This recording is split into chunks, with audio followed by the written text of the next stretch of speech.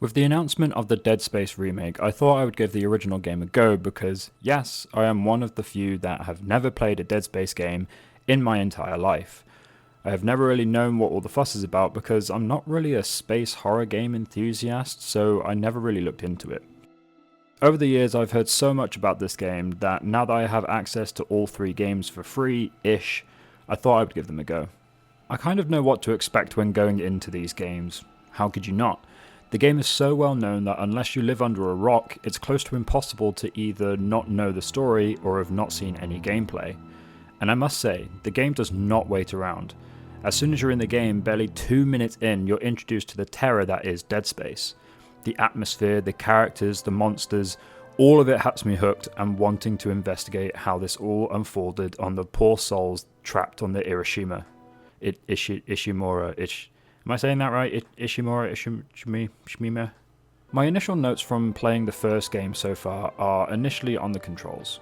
I have a few issues, but I also acknowledge that some of it is a symptom of the game's age, and that these things are likely improved upon within the sequels of the game. I will also state that I'm playing this on the PC port, which have reports of it being buggy, so take that as a grain of salt. There seems to be a dead zone from when I turn the camera that creates a delay for when I want to actually turn around. In doing this, it makes me turn quicker than I would like to, and I overshoot the place that I want to look at, which is just generally annoying. I will go on to say now that I have had further hours of the game, you do get used to it and you learn how to counteract the movement. I know you can change the sensitivity of the camera, but this doesn't seem to fix the issue that I had. Other more positive notes though are the puzzles in this game. It's not just a horror game where you have a gun and health and have to make your way through the levels. You have to think about how you get through blockades and how to get around certain problems without just shooting things all the time. One thing that I like the implementation of is the stasis module, which allows you to point at an object and slow their movement. I used this in combat and found it really useful if you're facing more than one enemy at a time. One thing that I haven't mentioned yet, which I should have by now, is the menu and map system. The menu is simplistic but not boring, which I like. The map is really impressive for the time that the first game came out. Unless you can name another game in the comments, I don't think there was another game out at the time that had a 3D map like this.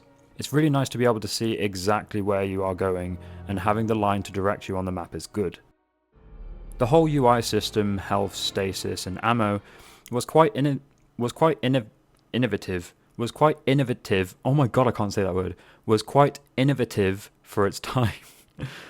All of it set within the world of the game, rather than it being an overlay on your screen, which helps keep you immersed in the world itself.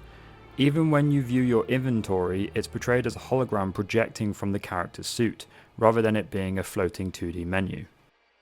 Another thing that I like that makes the gameplay smoother is having story progressive videos pop up on a small video hologram thingy. This allows you to appreciate the story that is coming from the video, but also allows you to get on with what you were doing at the time before the pop-up happened. It's the same with when you get a comms call from other characters in the game. They just say that this has happened, maybe go there and fix it, and then away you go, leaving the gameplay largely uninterrupted. I like how when you purchase armor upgrades there is a physical appearance change. It may be expected in most, if not all games nowadays, but when this game first came out it may not have been. The art direction of the game as well is carried over into how the armor looks, and it looks very cool, I may add. So no wonder people cosplay as Isaac from this game. It's sci-fi gothic horror at some of its best. By this point in my playthrough of the game, I have seen but not been able to buy new guns, as I'm more of a person who goes for health over damage, but I like how each weapon has a different firing mode. I was starting to get a little irritated with the mode that the first gun you get, the plasma cutter, had. It restricted how I could aim and fire at the enemies, as it was portrait, not landscape, and I prefer landscape firing modes, as you can hit more in my opinion, and in this game you need to aim for the limbs of the enemies, so this makes that easier. I'm now starting to get into the different types of enemies in this game, and as much as I hate it, in the sense that it's a horror game and I'm petrified, the different varieties are very interesting. I'm not sure how I feel about killing babies, but it's them or me, so I guess they have to die? Another thing that I'm surprised I haven't mentioned yet is the level design. At first it seemed like a typical space station that didn't have enough money to keep every place nice and shiny. Things were rusted, but that also might have been due to the time it had been since whatever outbreak happened. The more you go through the game, the more you see that there is a lot of thought put into each section that the devs guide the player to. As an obvious example, when you go to the med ward, you know very clearly it's a med ward without being told explicitly it's a med ward. Nothing looks out of place, and it's all just really good environmental storytelling. Okay, so now I'm starting to get to the point where I see why people like this game. This game actually has a lot of depth. Even though it's technically just another puzzle to solve, there is a section where you enter a vacuum because there is a hole in the station, and you get an air timer, so you need to choose how much time you spend to either look around for stuff or explore. After that, you enter a room where you can turn the gravity off, and you can engage your gravity boots and walk on other surfaces to get around to the other side. I'm telling you now though, this is not fun during combat. Being in either of these situations during combat is not fun, but it is admittedly engaging, if a bit annoying, and keeps you on your feet. I genuinely thought this game was going to be me just running around a space station going from room to room, trying to look for a means of escape with little to no creative mechanics or map design. Turns out it's the very opposite, and this is now turning into a genre favourite of mine. The only thing that I have a slight issue with is the fact that your health doesn't regenerate to a minimum level. I know this is probably because I'm playing a big boy game now and it doesn't believe in being as forgiving as other games, but it means that you have to spend a lot of money on health packs because you don't find them lying around or being dropped by enemies after they die very often, which means that you can't save up for other weapons and enjoy the other aspects of the game. I know you guys are probably saying get good scrub, and I wouldn't blame you, but this is very much the reason as to why I play games on easy. To be fair, I didn't really fall below the halfway line of health anyway, because of the difficulty level I was playing on, so this could also be the case. I want to talk about the chaptering system in this game also. It's simple but also a nice way to be able to put a level behind you. Having to go from the tram station so that you can go to different parts of the space station is a nice little indicator that you are progressing through the story and a much needed moment of catharsis. Another thing that I have come across, which is another small bad thing, but what kind of reviewer would I be if I didn't acknowledge some of the bad in games, is that every now and then there are moments where the game doesn't tell you what to do or what you can do to interact with something or to complete something.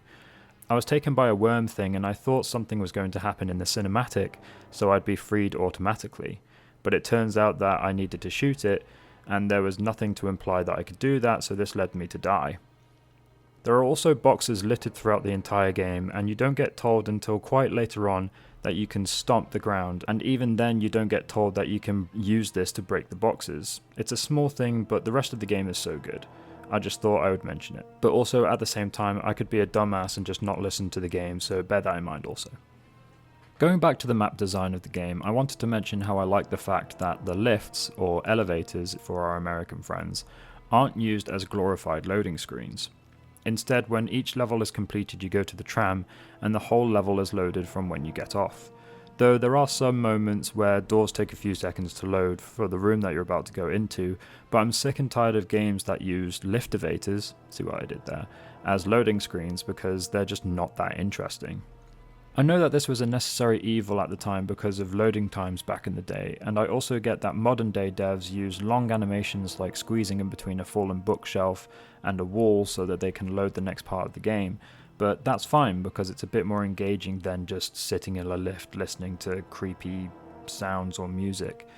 But yeah, sorry for the tangent. Basically, this game does loading screens right. All in all, I'm annoyed I didn't give this game a go earlier. I should mention that I'm still making my way through the game, but I feel if I were to keep on making notes on absolutely everything, then there would be no room for people like me who haven't played the game to witness new things that I haven't already mentioned in this video.